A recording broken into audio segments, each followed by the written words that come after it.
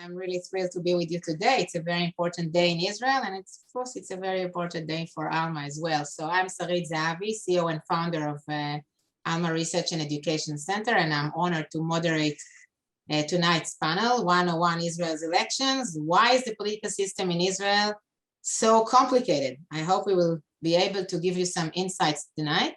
We decided to have this panel today with Alma's experts, with our team, because actually Alma's team is composed of excellent people from various point of views, various political opinions. And we thought it would be interesting for you to get to know them and to meet them, but also to, through their point of view, to learn about the patterns of voting in the Israeli society, because truly each of them is part of a different section in the Israeli society, and they will talk about themselves. We are having with us tonight Daphna Messing, who is our new media analyst. Daphna just joined us last month. Hi, Daphna. Good evening. We have with us Avraham Levin, who is the new media director, is responsible for everything you see in our website and new media. And we have with us tonight Ibrahim Abu Ahmad, who is my right hand since we've started, was part of everything we did in Alma, and today is mostly developing our digital simulation and responsible for the global outreach of Alma. So back to our topic tonight. We are 3 hours before closing the elections in Israel, fourth elections in 2 years, and we are trying to make 101 here tonight, and in the next hour we'll try to crack the secret of the Israeli political system, trying to understand who is voting for who, and what are the different sectors in the Israeli society that are actually reflected in this pluralistic political system. Of course, we are not trying to talk about a specific party. As I've said, we are a non-political organization. We will try to bring you a wide point of view as much as possible. Few notes, about, like 101 of what is the political system in Israel. Like 4 hours, you're right, 4 hours, Shal. It's differences of times. In any case, in Israel, the Israeli parliament, the Knesset, has 120 seats. We don't have any areas or anything, it just people vote. Parties that are too small, that will have less than 3.25% of the votes, actually will not cross the electoral threshold, and their votes would not be counted, they would be discarded. And the seats in the parliament, in the Knesset, will be divided only between the parties that passed this 3.25% threshold. This is very important because this is part of what will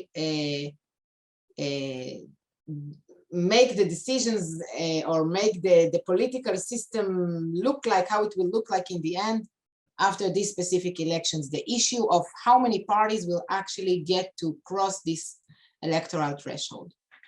In Israel, about 5.8 out of the 9.2 million citizens can vote above 18. 79% of these are Jewish, and about 16% of these are Arabs. Usually in Israel's elections, we have 65%, a little bit less, a little bit more of vote, but in the Arab population, it's a little bit less, and Ibrahim will talk about it a lot. I want to say one word about the executive authority in Israel, the government, and this is where the mess began, because in Israel there is a very tight connection between the government and the Knesset, between the executive authority and the legal authority. And during the years, the head of the biggest party, the one that got most of the members of the Knesset that recommended him to become prime minister to the president, received the nomination from the president, and to try to establish a coalition and to establish a government. This was supposed to happen 7 days after the elections. After 7 days after the president met with the heads of all Israeli parties and received their recommendation, he should come and tell, I don't know, Netanyahu, Lapid, Bennett, whoever, I'm giving you the authority to establish a government. And then this person will have about a month and a half, okay, I'm not getting into all the details, to present a government with a majority of 61 seats in the parliament, meaning a regular majority. This complicated process is all about trying to give the Israeli president the opportunity to have a discussion with all the heads of all parties, trying to understand who they recommend, who is nominating and will actually have the best chances to establish a government. And we had in the past incidents that the president nominated somebody to establish a government and he failed, and then he gave it to somebody else. Even in the past 2 years, it happened. A lot of talks in Israel about blocks, about right and left, yes, Bibi, no Bibi, but actually the secret is that we don't have just 2 blocks, like you have Republicans and Democrats. We have at least 3 blocks, maybe more, I don't know. We'll talk about it later. Because we have yes Bibi, no Bibi, again, or left or right, it's a little bit different. And we also have the Arab parties, and these elections, it's parties, not party. And the fact that a 3rd bloc was created and the Arab party became the 3rd party, the 3rd biggest party in Israel, was one of the cause, not the only one, but one of the cause to this complexity in the Israeli political system. And Ibrahim, if you, I will screen it in a minute. I want to screen again.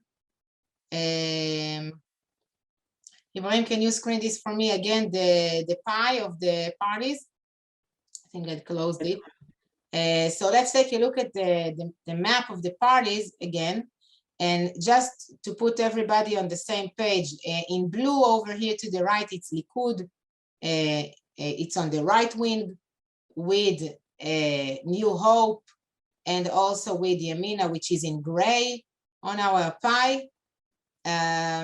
Yesh Atid in orange, it's Lapid's party, which is considered center. And where is Kahol Lavan? Blue and white, which is light blue on top. It's also considered center. And then if I'm going to the left wing, it's Meretz and a Labor Party.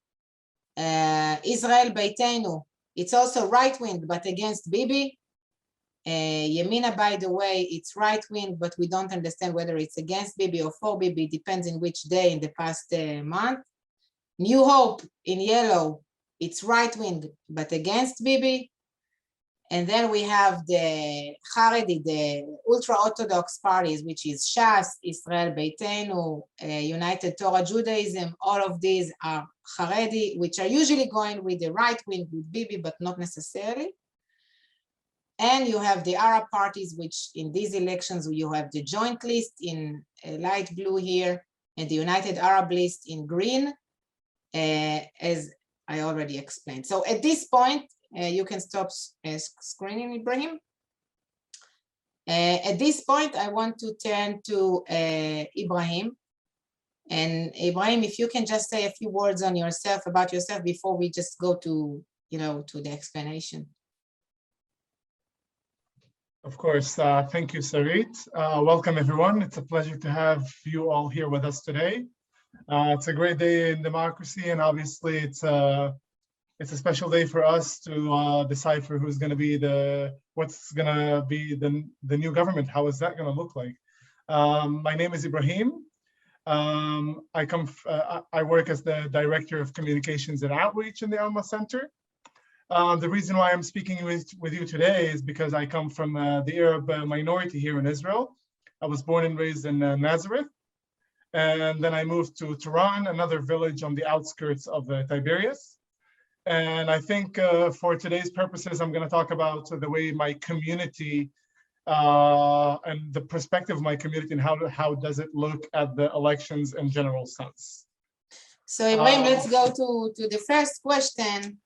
If you can just explain us, a little bit about the representation of the Arabs in the Knesset during the years, not necessarily the recent elections, but what does that look like during the years? So in general, I think first and foremost, it's important to outline that when we're talking about the Arab participation, Israeli Arabs are 20% of the population, and we are citizens, and that entails our eligibility to also vote and as well as be promoted as candidates for Knesset and for government. And we have the power as well as any other citizen in order to influence the outcomes of elections. During the years, there have been primarily 4 major parties in the Arab sector.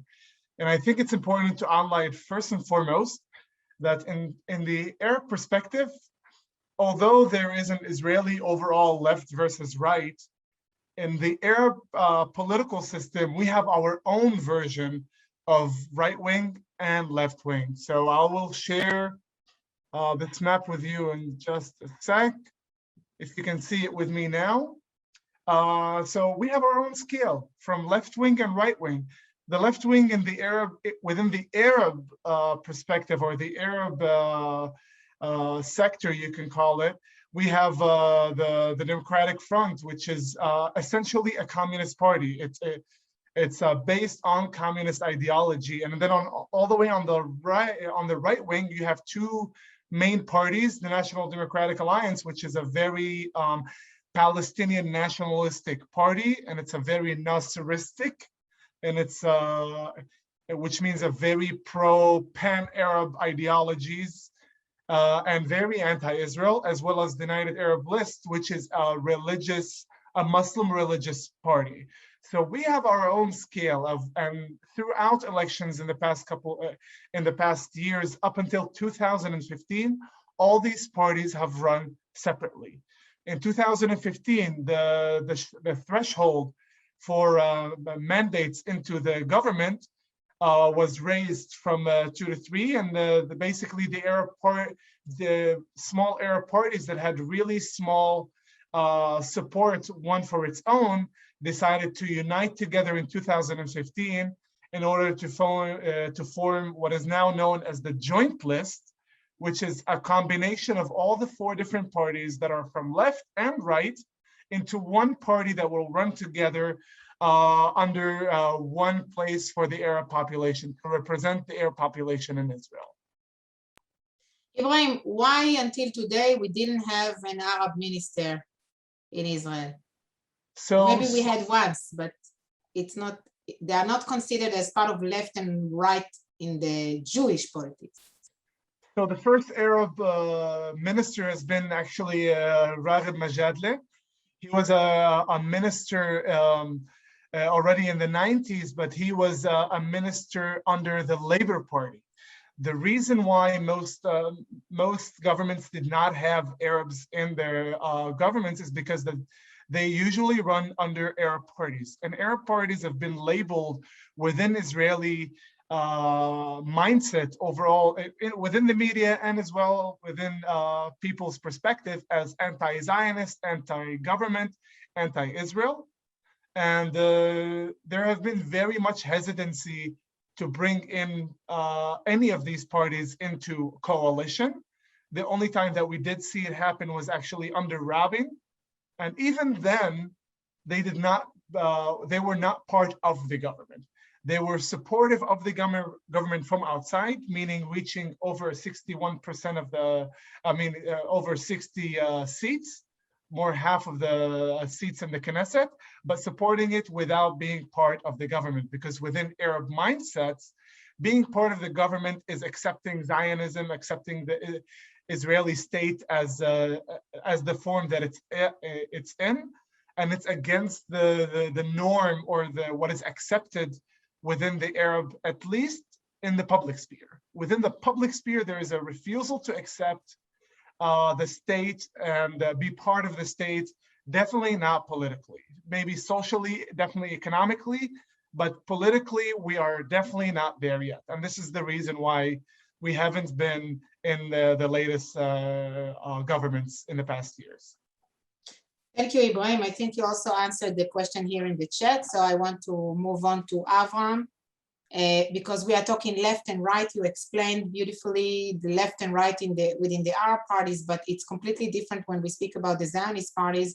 Avram, you know what? Just say a few words about yourself, because people would want to get to know you, and then please explain to me what's the difference between left wing and right wing in the Jewish or the Zionist politics of the parties in Israel.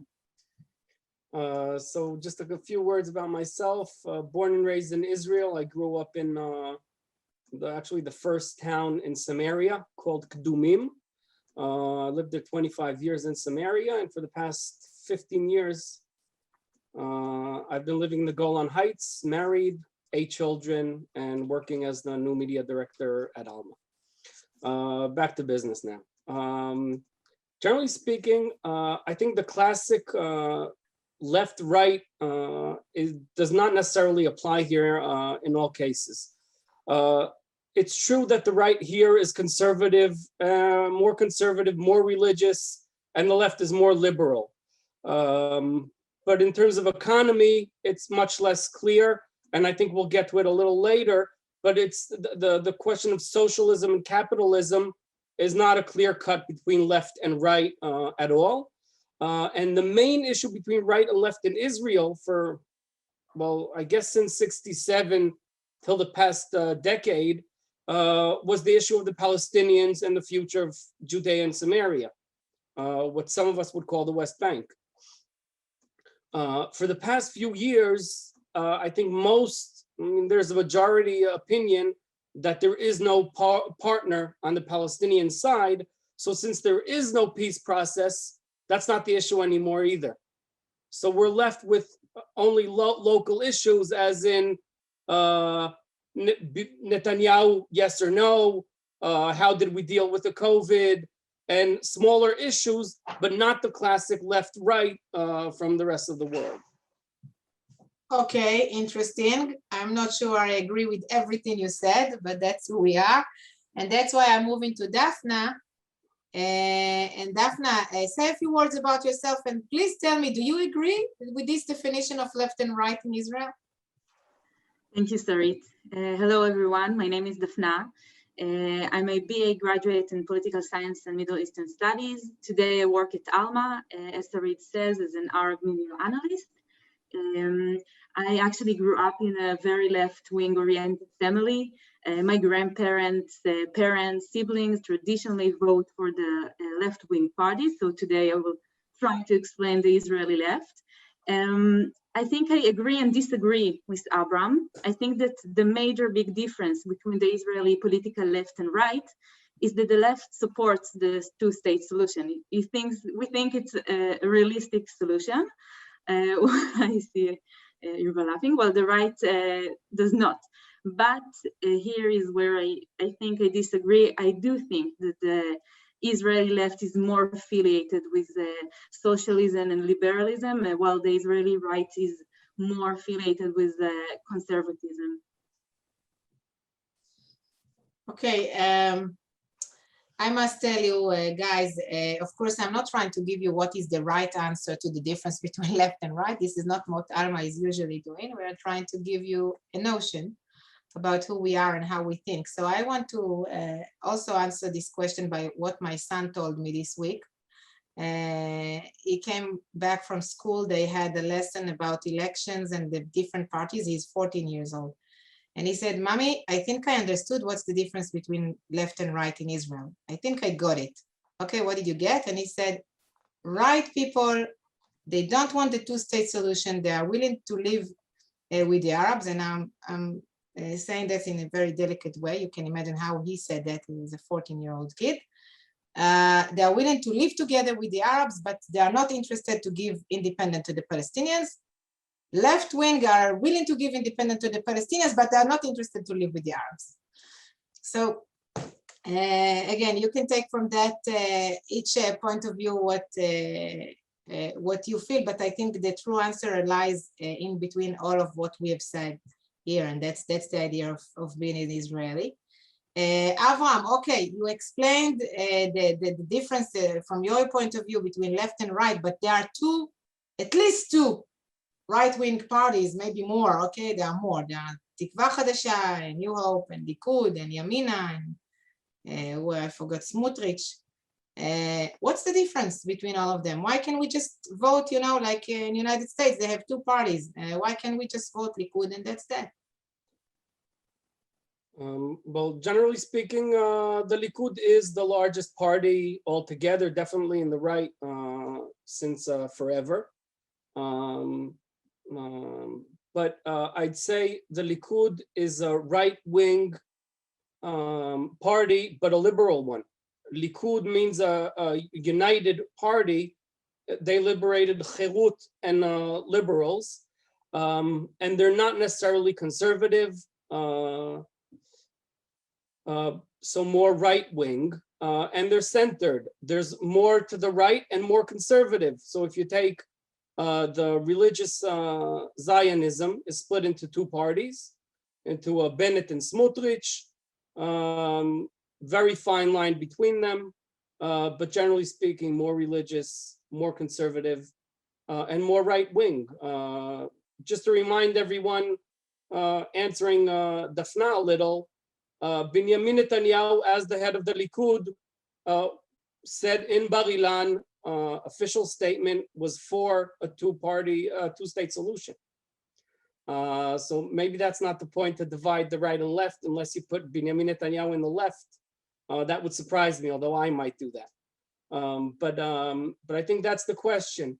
The question of Sa'ar, the New Hope, and Bennett, separating them from the Likud, is pretty much over the personal question of Bibi, yes or no. Okay, the same question goes to you, Daphna. What's the difference between the Labour Party and Meretz? Both of them are left-wing. The previous elections, they ran together. Why just not voting for the Labour Party and that's it? So yes, Meretz and the Labour Party, the two political left party, ran together at the previous election as an attempt to create a big umbrella for the Israeli left voters.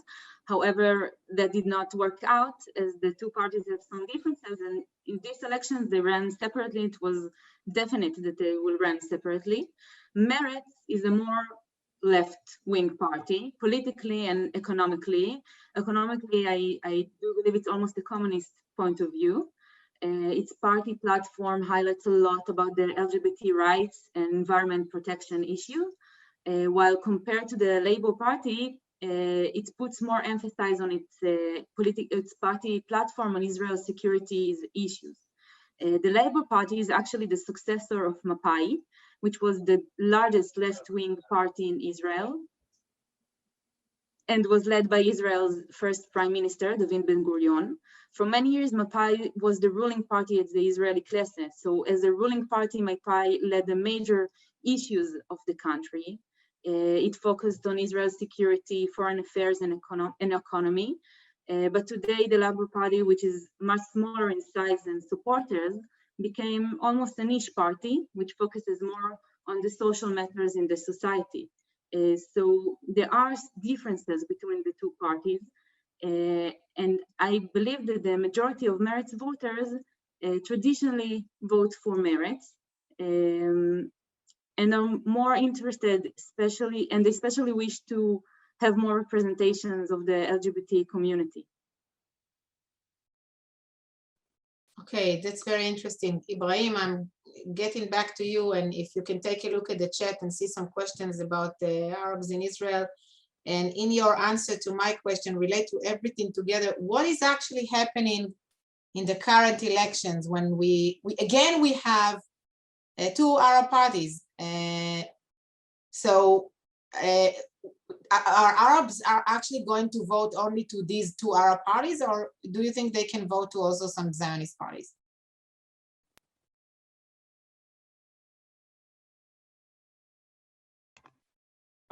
Again, if we go back to the chart that I showed you guys a little earlier, traditionally we had 4 parties. In 2015, they united into one. And in this elections, they're running in 2 separate fronts. Basically, the United Arab List, which is a Muslim party, detached itself from the joint list over disagreements because the United Arab List is willing to negotiate with the Likud.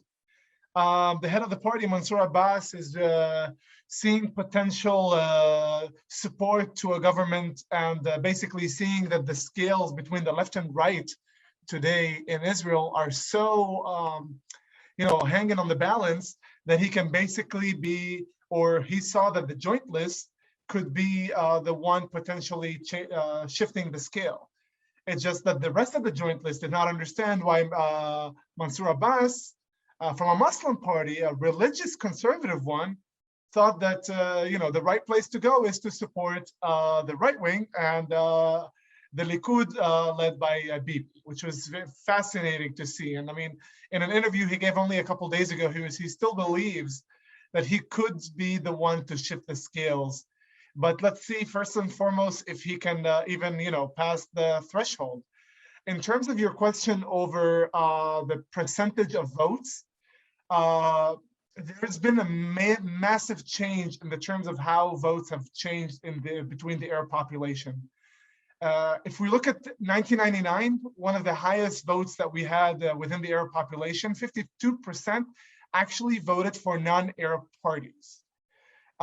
If we look at the last, at the elections of April 2019, 71.6% voted for the joint list. But then from the first round of elections to the third round of elections, the last one, we had 88.3% voted for the joint list. Vast majority vote for the joint list. And the reason for that is that there is no other home for Arabs to vote for. Particularly when we see the shift between the first round of elections to the third, from 71% to 88% to support the Arab the joint list Arab party, is because what happened in the 2 rounds is that a lot of pressure was put by the Likud party and by Benjamin Netanyahu against the white and blue, his biggest rivalry, basically that, the blue and white is going to go with the Arabs, and they're basically going to, create a government that is anti-Zionist. These people are anti-Zionist, and supporting them is supporting anti-Zionism. And that's the trick that he played back then. And since he did that, actually the left, mainly by the blue and white, as well as the Labour Party and Meretz, all detached themselves from the Arab votes. They were scared to be public about wanting the Arab vote.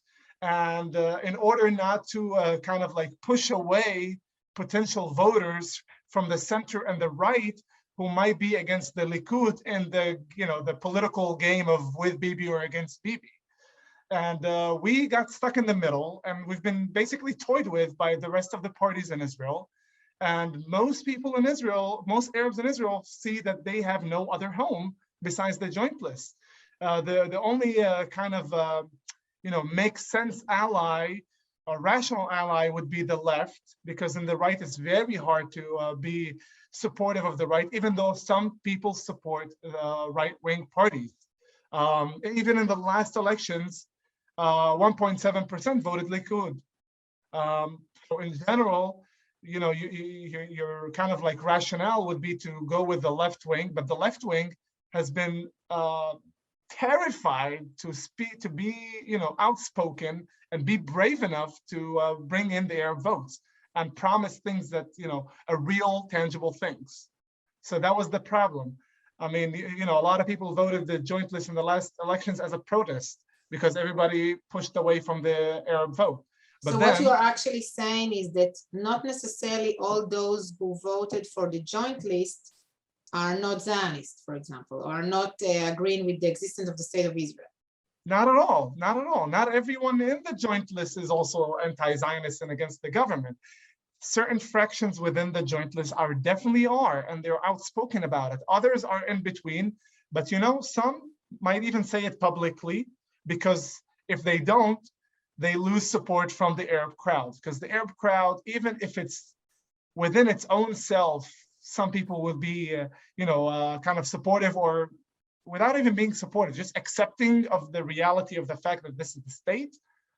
You cannot say it publicly.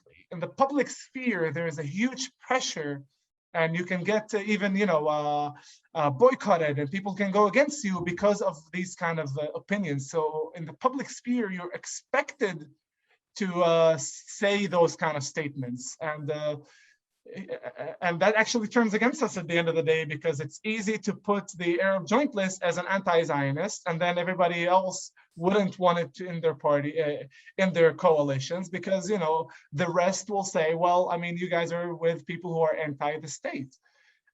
If you look at the last elections, this was the problem. Most people voted joint list, even though they didn't necessarily believe in the joint list, but because everybody else kind of pushed them away. And I at least thought that the rest of the parties will see that there is potential. We had 15 mandates. We were the joint list was the third largest party in the last elections. It's massive amount of mandates, and that's with low vote outcome relatively. It was the highest since 1999, because it was about 65%. But in local elections, people vote 90%.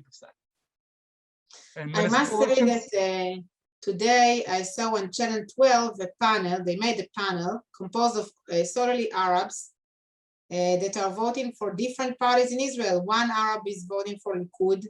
The other one was voting for the joint list. Another one was voting for blue and white. And the third one, I think the Labour Party. And it was amazing to see that. I think it was amazing to see that there is a panel like that in the Israeli TV, and it was amazing to see that Arabs are willing to come and say in the Israeli TV, I am voting for Likud. So it gave me a little bit of hope. And here I want to move on to Avraham. We're short in time, but we cannot, leave it without saying a few words about the Haredi parties, the ultra-orthodox parties, because they have a lot of power in the Knesset. But there are three of them. What's the differences between them? Well, there's actually we have Shas Sephardic religious party, aiming at the Sephardic more conservative traditional audience. Zionist party, mostly serve in the army, and also focus on the families from the lower socioeconomic status. In a way, left wing in that sense, right? If we're talking about large families, more support, child support, that's classic left, not right. The other party, the United Torah Judaism, is a Haredi, Hasidic, ultra-Orthodox party that focuses mostly on their community. And less on the rest of the state. Not Zionist. Don't serve in the army in general, and also don't take place in the government. They never have a minister, not because they can't have one. They don't want to be part of the system. They allow themselves to be number two at each office, but they're never the ministers. So that's the main difference between the two parties. I would add one question, the question of the separation of religion and state brings the religious Zionists and the Haredi parties more together. But that's the question of the Haredi parties, Shas and ultra-Orthodox, who are more left-wing in terms of economy. For years, they were unaffiliated at all between left and right. For instance, they were all part of the Rabin coalition in the 90s. But in the past 2 decades, they're completely with the Likud, with Benjamin Netanyahu. So today they're counted as right-wing. Okay, great. So just to try to see whether we just wrap it up and then I'll ask you like a short question. So we have left wing and right wing, which is not about economic issues. It's about two-state solution or the attitude towards Palestinians or something of the sort, which is not the issue in the current elections, which the main issue in the current elections is yes, Bibi or no Bibi, which crosses between left and right. It's you know, there are some right parties which are against Bibi as well. Our party now is divided between two parties. So we'll see how this turn when we speak about how many blocks do we actually have. And eventually, all in all, there were a lot of opinion op-eds that were published in Israel in recent months that were saying that actually we Israelis don't vote only by ideology. We can vote, though it's for a party, we actually, how many of the four of us remember who is number 3 in each of the parties we discussed? I'm not sure we do. We usually remember the first one and maybe the second one. So we vote for a person that we truly appreciate, or maybe we vote for strategically to try to, you know, solve this mess of coalition and blocks and see who to vote for in order to actually get 61 and not ending up in 5 elections. So I'm asking you, and really with 2 sentences, because I want to move on to the Q&A. So how do we vote? We vote ideologically, personally, strategically. How do we vote? Daphna, let's begin with you. I think that in general, we vote strategically. I think that we want to increase our bloc and to stabilize it. And I think that the majority has a strategic view in mind when it goes to vote. Okay, interesting. Ibrahim, do you agree? I semi-agree, but because I think, you know, in terms of the strategic aspect, we also vote very tribalistically in the same time. That basically my entire family's right wing, my entire family voted Likud throughout the years. It doesn't matter what happens within the Likud or that I like the ministers that are coming or not, I will still vote for the Likud. Or the joint list, it's the same story, or with the Labor Party. So there is kind of like strategy of voting to the bloc of right and left, but in terms of the actual party, it's a very tribal. I can give you a small example. A friend of mine, I asked her, if I ran into government and I come in with views about, you know, shared society and to all, and she's a Moroccan Jewish from Tiberias, would you vote for me? She's like, no, my family will kill me. I'm like, well, I mean, it's, you know, it's personal votes, but still she would worry about her family not supporting her voting for anything but Likud and definitely an Arab. So that element still exists. So I must say about myself, I voted today personally. I chose the person that I believed in, and I thought he actually came to be the person who is mostly devoted for the state of Israel, though I disagree with some of his opinions. Avram, what do you think?